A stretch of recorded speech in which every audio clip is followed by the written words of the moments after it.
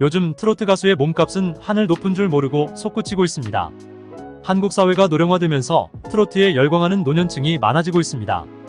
젊은이들 또한 트로트에 열광하고 있습니다.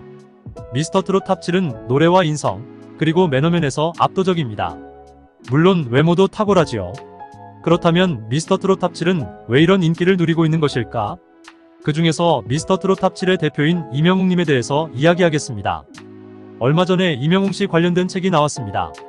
이 책 서점과에서 돌풍을 일으키고 있는데, 이 책에는 이명웅씨 관련된 굉장히 의미 있는 몇몇 중요한 정보들이 있어서 이 부분을 여러분들께 소개해드리겠습니다.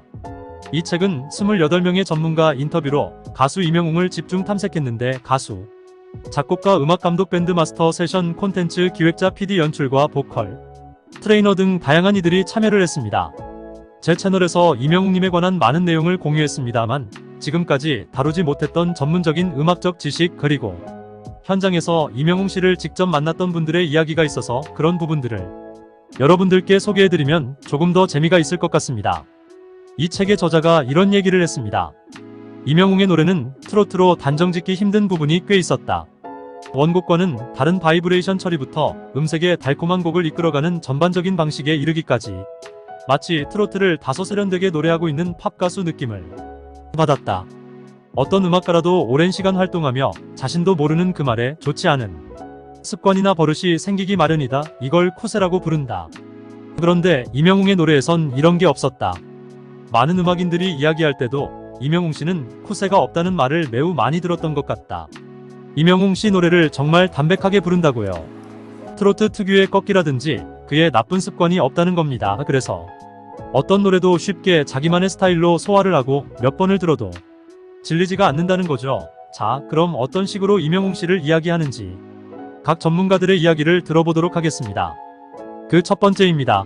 이성열 씨. 이분은 이명웅 밴드의 기타리스트입니다. 이분은 30년 넘게 조용필, 한영애, 동방신기, 이승철 밴드의 멤버로 활동을 했고요. 지난 2021년 이명웅의 KBS 연말 쇼부터 현재까지 이명웅 밴드의 기타리스트로 활동을 하고 있다는 거죠. 이명웅은 연습을 정말 많이 하는 것 같다. 직접 보지 않았지만 함께 음악을 해보면 알 수 있다. 공연 당일 리허설 때 이명웅은 거의 리허설을 하지 않는다고 할 만큼 현장 리허설에 와서 510분 간단히 한다. 그만큼 자신이 있고 또 스태프에 대한 믿음이 있는 거다. 이 이야기인즉 워낙 철저하게 준비를 해오는 거죠. 곡 분석이 탁월하기 때문에 굳이 길게 하지 않고 핵심적인 사안만 짚고 넘어간다는 거죠. 그리고 세션들에 대한 믿음, 그들이 항상 100% 이상 해줄 거란 믿음, 상대방에 대한 믿음이 있기 때문에 굳이 힘 빼면서 오랜 기간 연습에 연습을 거듭하지는 않는다는 겁니다. 이런 부분은 미스터트롯 탑 7도 비슷한 경향을 보입니다. 성공하는 분들의 경향이 다 다르겠지만 미스터트롯 탑 7은 비슷한 경향을 보입니다. 이명웅은 의리가 강하기로 유명합니다. 당시 공연을 위해 브라스 파트가 필요했지만 세션을 의뢰할 돈이 없었습니다. 이런 사정을 이해하고 흔쾌히 브라스를 도와준 연주자들이 있었습니다. 이명웅이 유명해진 이유는 이명웅과 소속사는 예전에 브라스 연주에 도움을 준 그때 그 연주자들을 찾기 위해 백방으로 수소문했습니다. 그리고 결국 찾아서 현재 이명웅 밴드에 합류시켰습니다.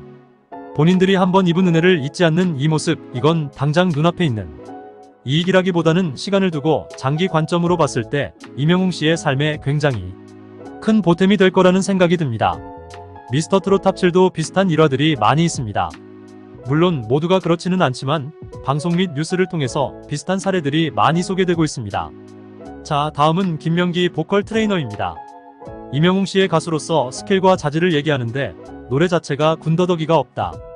쿠세나 겉멋이 전혀 없다. 트로트 가수들을 보면 노래할 때 음을 길게 끄는 게 일반적인데 이명웅은 그렇지 않다. 오버액션이 전혀 없다. 학생들에게 발성의 교과서로 이명웅이 부른 사랑은 늘 도망가를 추천하곤 합니다. 발성에서 요구하는 모든 요소가 가장 최상의 상태로 들어오기 때문이죠. 사랑은 늘 도망가에서 이명웅은 밴딩 처리가 뛰어납니다. 그리고 이 곡을 들어보면 발음을 살짝 흘려서 노래하고 있는데 이건 드라마 주제곡을 위한 설정으로 보입니다. 이 노래가 단순 발표곡이 아니라 신사와 아가씨라는 드라마 속 오스트죠. 결국 뭐예요? 노래가 들려야 하는데 노래가 너무 또렷하게 들리면 오히려 작품 몰입이 방해가 되기 때문에 그에 걸맞게 조금씩 이렇게 흘려서 노래하는 배려까지 돋보인다는 거죠. 하지만 보컬 트레이닝 관점에서 아쉬운 점을 지적하기도 했습니다. 다음 세 번째 멀티악기 연주자 권병호 씨입니다. 이분은 임영웅 씨의 어느 노부부 이야기에 참여했던 세션이기 때문입니다. 어느 60대 노부부 이야기. 세션 때 제작진으로부터 어떤 가수가 부르는지 등등 어떠한 사전 정보도 없이 녹음을 진행했습니다. 처음 세션을 의뢰받을 때 연주하는 하모니카 소리만 삽입되는 줄 알았어요. 그런데 막상 임영웅이 노래하다가 간주 부분에서 휘파람을 불어버리는 거예요. 처음에 녹음해 놓은 것과 달랐죠. 간주 파트에서 제가 연주한 하모니카 소리 대신 임영웅의 휘파람으로 대체됐다는 건 이후 음원으로 접하고 알았어요. 평소라면 화가 났을 텐데 이건 이해가 되는 대목입니다. 세션 연주자로서 본인이 연주하니 하모니카 소리가 들어갈 줄 알았는데 그 노래에 다른 게 들어가 있어요. 그럼 본인은 화가 날 수도 있죠. 그런데 그 다음이 중요합니다. 그 부분에서 휘파람이 삽입되며 어느 60대 노부부 이야기가 또 다른 매력으로 다가왔기 때문에 마치 한 방 맞은 듯 너무 신선했고 멋지게 들렸습니다. 임영웅 씨가 휘파람을 그렇게 멋지게 밟을 줄은 몰랐습니다 라고 얘기를 했습니다. 이분도 참 프로라고 느끼는 게 인정도 빨라요. 프로로서 본인의 자부심이 있으니까 내가 연주한 하모니카 소리가 당연히 들어갈 줄 알았는데 들어가지 않은 사안에 대해서 원래는 화가 난다. 그런데 막상 들어보니까 임영웅 씨의 휘파람이 굉장히 색다른 매력이 있고 이로 인해서 노래가 달라졌네. 이게 맞다라고 판단을 했다는 거죠. 자, 다음은 이훈영 베이시스트입니다. 첫 자작곡인 런던보이 녹음에도 참여를 했던 세션이죠. 미국 LA 공연 때도 투어 밴드와 함께 했다고 합니다. 근데 중요한 거의 이훈영 씨는 정식 임영웅 밴드의 멤버는 아닙니다. 그렇기 때문에 최근 몇 개월간 임영웅 씨의 행보를 함께하면서 오히려 제3자 입장에서 객관적으로 임영웅 씨를 바라볼 수 있었다는 거죠. 일단 임영웅이 곡을 쓴다는 것 자체도 놀라운데 런던보이를 받으며 그 완성도에 또 한 번 놀라게 됐죠. 미디가 들어간 컴퓨터 중심의 음악이 아니라 밴드 음악이었기 때문입니다. 따라서 밴드 입장에서도 반가운 작품이었습니다. 임영웅 같은 스타가 밴드 음악을 하면 그 긍정적인 파장도 크기 때문에 고마울 따름이죠. 한마디로 잘한다, 그냥 잘한다란 말밖에 없을 것 같습니다. 노래도 워낙 탁월하게 잘하는데 라이브도 너무 잘합니다. 연주의 입장에서 볼 때 정말 신기할 정도로 잘합니다. 진짜 음악인으로 요약하고 싶습니다. 그냥 오래오래 음악을 했으면 좋겠습니다. 정말 극찬을 아끼지 않았죠. 여기서 중요한 것은 미디 음악이 아니라 밴드 음악이라는 겁니다. 요즘 젊은 작곡가들, 특히 아이돌들이 작곡가와 싱어송라이터로 도전을 하면서 미디 음악을 많이 합니다. 이건 쉽게 얘기하면 컴퓨터가 찍어주는 음악이에요. 내가 어느 정도의 멜로디랑 이런음을 생각하면 나머지는 컴퓨터가 알아서 완성형 노래를 만들어내는 거죠. 하지만 밴드 마스터들이 참여하는 밴드 위주의 음악 같은 경우는 보다 디테일하고 섬세하게 접근을 해야 되는데 임영웅 씨가 이런 노래에 접근을 했다는 것 자체가 그가 얼마나 음악에 진심인지 알 수 있다는 거죠. 이 부분은 미스터 트롯 탑 7 역시 동일한 경향을 가지고 있습니다. 자, 다음은 최초로 음악감독 겸 작곡가입니다. 이분이 그냥 음악감독이 아니라 사랑은 늘 도망가가 삽입된 신사와 아가씨 오스트를 총괄한 음악감독이기 때문입니다. 이분은 사랑은 늘 도망가의 탄생 비유화를 들려주었습니다. 연출자인 신창석 PD가 임영웅의 팬이었어요. 그분이 비밀의 남자라는 드라마를 할 때 임영웅을 참여시키고 싶어 했죠. 그러나 당시 미스터 트롯 계약 기간이 남아있어서 함께 할 수 없었습니다. 그래서 계약이 끝나자마자 바로 함께 하게 됐습니다. 그리고 임영웅 씨도 함께 하고 싶어 했죠. 20여 곡의 후보 중 사랑은 늘 도망가를 골랐습니다. 그런데 녹음을 할 때 의외로 이런저런 주문을 하지 않았습니다.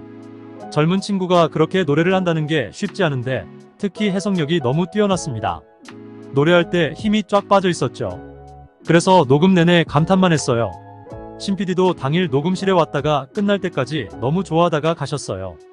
이 이야기인즉 사랑은 늘 도망가를 정확하게 임영웅 씨가 노래를 해석을 하고 또 어떻게 불러야 되는지를 알고 있었다는 거죠. 또 오스트로 쓰여야 되기 때문에 본인의 어떤 톤을 유지하는 게 중요하는지 이미 다 파악을 하고 있었다는 거죠. 그래서 다른 설명이나 디렉션 없이 너무 잘한다 이 얘기만 하다 끝났다는 겁니다.